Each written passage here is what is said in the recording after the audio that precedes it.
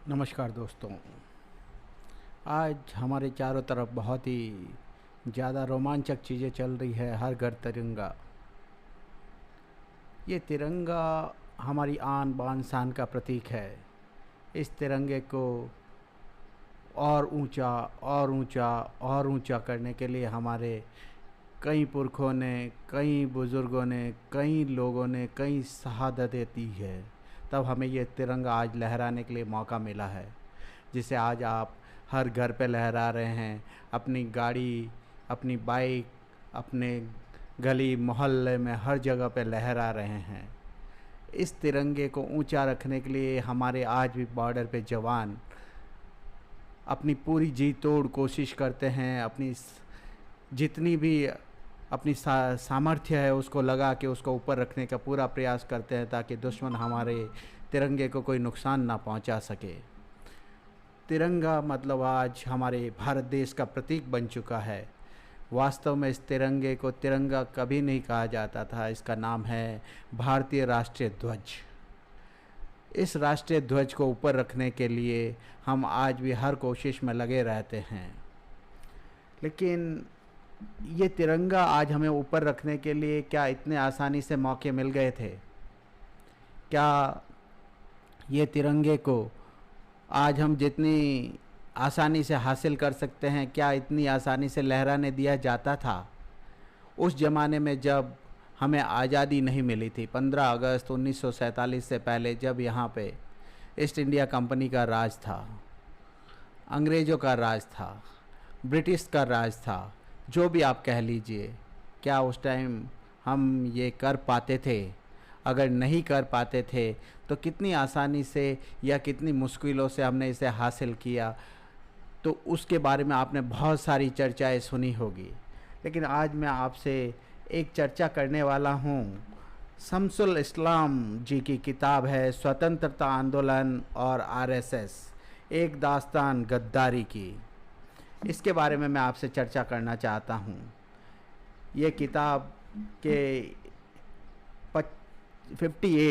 58 number पे जो page है उस पे लिखा हुआ है तिरंगे का अपमान किस तरह से किया जाता था उस टाइम, और आज वही लोग, उसी विचारधारा के लोग सत्ता में बैठे हैं। आज वो हमें कह रहे हैं हर घर तिरंगा की मुहिम चलाई जाए। हमारे पुरखों ने तो हजारों मुसीबतें, परेशानियां झेलने के बाद में इस तिरंगे को ऊपर किया, लेकिन क्या आज जो सत्ता में बैठे हुए हैं इनके पुरखों ने क्या किया? शमसुल इस्लाम जी ने इसमें बहुत ही अच्छी तरीके से विस्तारित रूप में दिखाया है। आज मैं वही 50 नंबर पेज से लेके 61वें पेज तक मैं आपको ये बताने जा रहा हूँ कि आरएसएस ने स्वतंत्रता आंदोलन के दौरान किस तरह से अपने कारनामे अंजाम दिए थे, जिसमें उन्होंने तिरंगे को अपमान हर कदम पे किया था। आरएसएस ने स्वतंत्रता संग्राम के दौर के हर उस चीज़ से नफरत की जो ब्रिटिश हुकूमत के खिलाफ भारतीय जनता को संगठित और साझे संघर्ष का प्रतीक थी। अर्थात उस टाइम हमारे आज़ादी का जो प्रतीक था, जिसको तिरंगा कहा जाता था, उसका भी उन्होंने विरोध किया था। इसे समझने के लिए तिरंगा, राष्ट्रीय ध्वज, यह सही मामला है। दिसंबर 1929 में कांग्रेस ने अपने लाहौर अधिवेशन में पूर्ण स्वराज का राष्ट्रीय लक्ष्य निर्धारित कर दिया था और जनता ने आह्वान किया था कि 26 जनवरी 1930 को तिरंगा फहराकर उसका सम्मान करते हुए स्वतंत्रता दिवस मनाएं, और हम उसके बाद हर साल ऐसा ही करें। तब तक तिरंगे को राष्ट्रीय आंदोलन का ध्वज मानने पर आम सहमति हो गई थी। लगभग सभी लोग मान चुके थे कि हम यह राष्ट्रीय ध्वज के रूप में अपनाएंगे। इसकी प्रतिक्रिया में सरसंचालक उस टाइम जो थे डॉक्टर हेडगेवार, जो आरएसएस के उस टाइम मुखिया हुआ करते थे, जैसे आज मोहन भागवत जी है, जिन्होंने डीपी आज दिलीप मंडल जी के विरोध जताने के बाद में उन्होंने अपनी डीपी आज बदली है। तो उस टाइम जो सरसंचालक डॉक्टर हेडगेवार ने आरएसएस की सभी शाखाओं को एक निर्देश जारी किया और उनको बताया कि भगवा ध्वज की पूजा करें, और शायद आज भी आप लोग जो उन शाखाओं में जाते होंगे वो तब भी आप देखते होंगे उन शाखाओं में आज भी भगवा कलर का झंडा लहराया जाता है। इससे आप समझ सकते हैं, आप जान सकते हैं कि इन लोगों को तिरंगा से किस तरह की नफरत थी और आज वो नफरत से कहाँ तक हमारे संविधान ने उनको पहुंचा दिया है। यह संविधान की ताकत ही है कि आज उनको अपने डीपी को बदलने पे मजबूर होना पड़ा। इस संदर्भ में सबसे महत्वपूर्ण मुद्दा यह है कि आरएसएस के किसी कार्यक्रम में आज भी तिरंगा और राष्ट्रीय ध्वज नहीं फहराया जाता। जैसा कि मैंने आपको बताया कि शाखा जब चालू होती है वहाँ भी नहीं होता है। देशभक्ति के पाखंड के प्रदर्शन के लिए हालांकि आरएसएस के डॉक्टर मुरली मनोहर जोशी जैसे नेता कश्मीर के श्रीनगर लाल चौक में तिरंगा फहराने जा सकते हैं या आरएसएस मदरसों में तिरंगा फहराने की मांग उठा सकता है या उमा भारती तिरंगा यात्रा पर निकल सकती है, लेकिन सच यह है कि आरएसएस खुलकर तिरंगा का अपमान करता रहा है और उसको बदनाम भी करता रहा है। गोलवलकर ने नागपुर में 14 जुलाई 1946 को गुरु पूर्णिमा के अवसर पर इकट्ठे लोगों को संबोधित करते हुए कहा था कि भगवा ध्वज संपूर्णता के साथ हमारी महान संस्कृति का प्रतिनिधित्व करता है। यह ईश्वर का प्रतिरूप है। हमें पक्का विश्वास है कि अंत में पूरा देश भगवा ध्वज को नमन करेगा। आरएसएस के अंग्रेजी मुखपत्र, आपको पता होना चाहिए, आरएसएस एक ऑर्गेनाइजर नाम का एक अखबार निकालती है, जैसे कि शिवसेना निकालती है सामना, या कहते हैं जैसा कि बाबा साहब ने भी एक पत्रिका निकाली थी जब, क्योंकि उनके द्वारा जो किए हुए कार्य है वो उस टाइम के मनुवादी पत्रकार छापते नहीं थे, इसलिए हर किसी को अपनी अपनी पत्रकारिता निकालनी पड़ती है। तो आरएसएस के तो सब छापते हैं, फिर भी इन्होंने आज भी एक मुखपत्र निकाल रखा। ऑर्गेनाइजर ने संविधान सभा की समिति में सभी दलों और सभी समुदायों को मंजूर तिरंगे को राष्ट्रीय ध्वज के रूप में मान लेने के फैसले की खबर पर प्रतिक्रिया जताते हुए द नेशनल फ्लैग शीर्षक से 17 जुलाई 1947 के अपने संपादकीय में लिखा, हम इस बात से बिल्कुल सहमत नहीं हैं कि राष्ट्रीय झंडा देश के सभी दलों और समुदायों को स्वीकार्य होना चाहिए। यह निरी बेवकूफ़ी है। झंडा राष्ट्र का प्रतिनिधित्व करता है और देश में केवल एक राष्ट्र है, हिंदू राष्ट्र।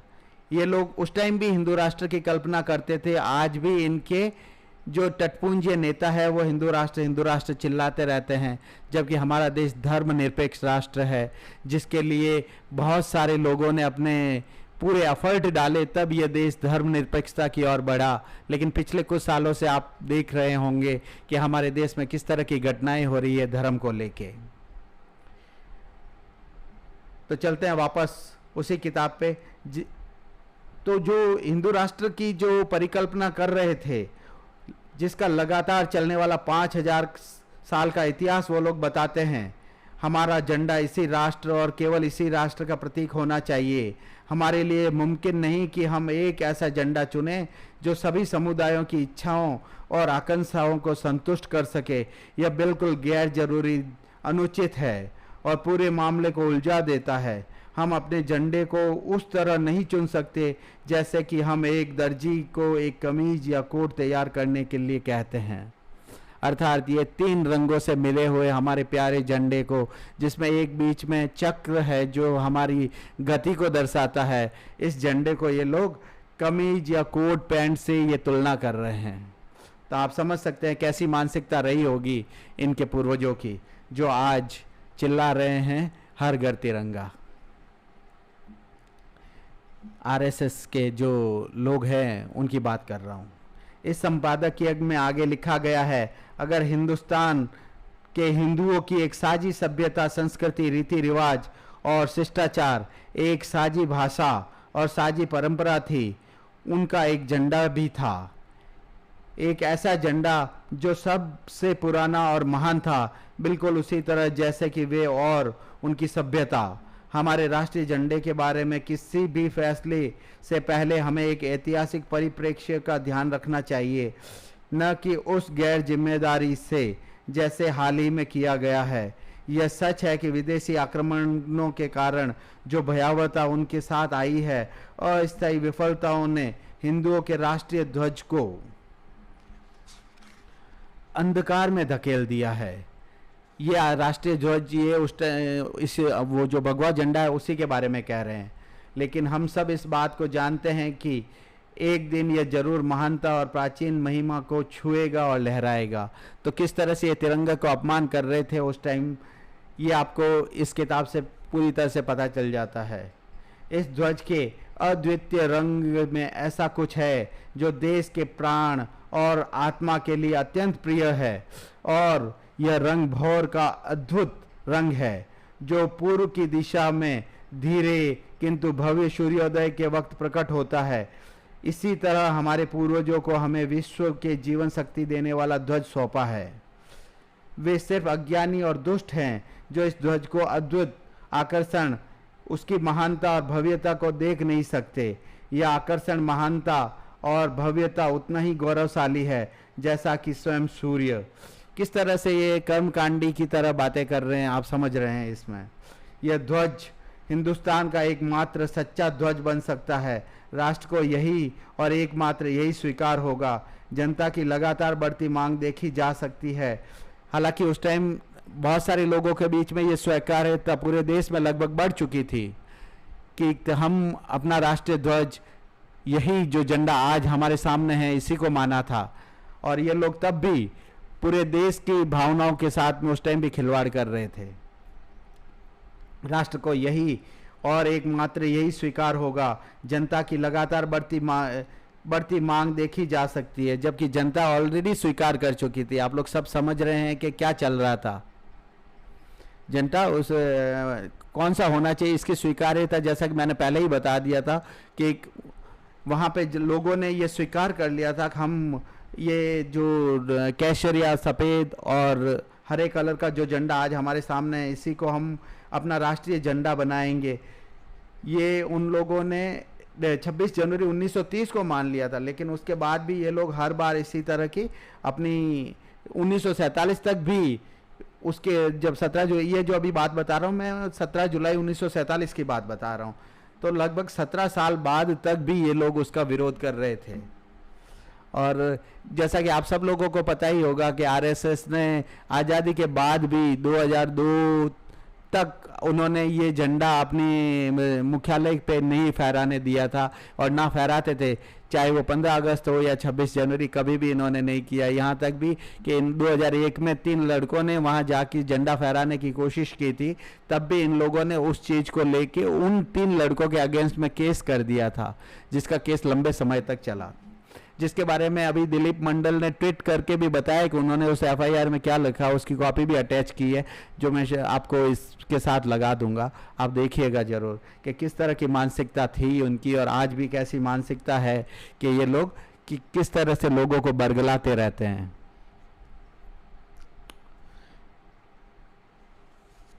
राष्ट्र का यही एकमात्र यही स्वीकार होगा। जनता की लगातार बढ़ती मांग देखी जा सकती है और संविधान सभा को इसके मद्देनजर जन आकांक्षाओं की पूर्ति के लिए सुझाव दिए जाने चाहिए।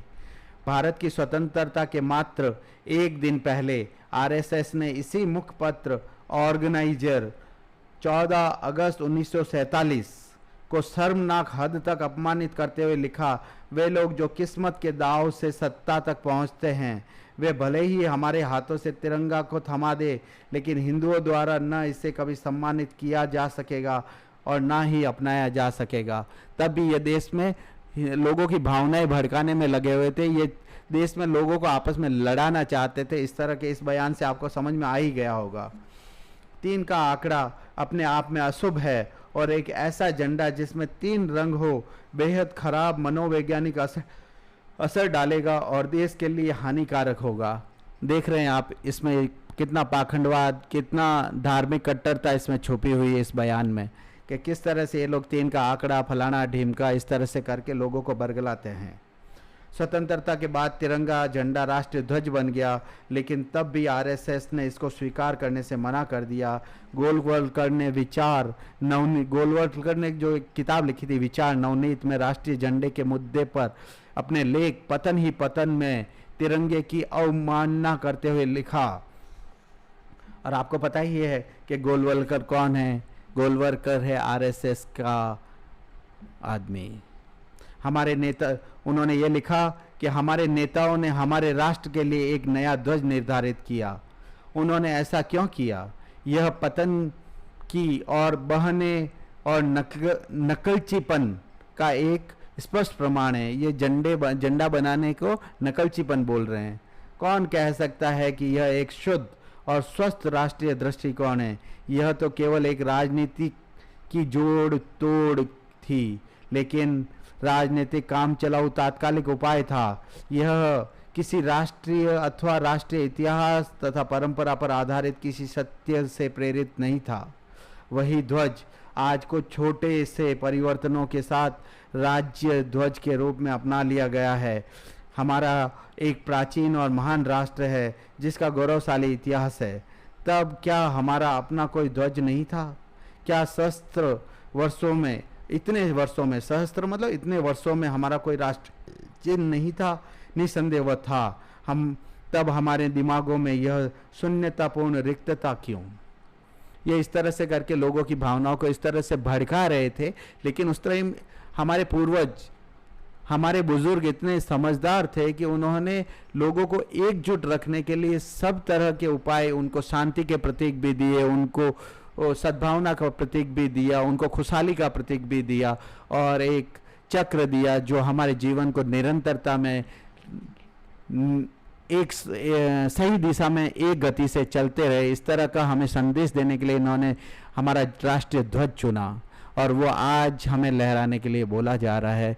तो इसीलिए मैं कहता हूँ कि आप राष्ट्रीय ध्वज लहरा रहे हो, वह आप अपने अच्छी भावना के साथ लहराएं। ये नहीं कि हमें कह दिया गया है इसलिए हम लहराएं।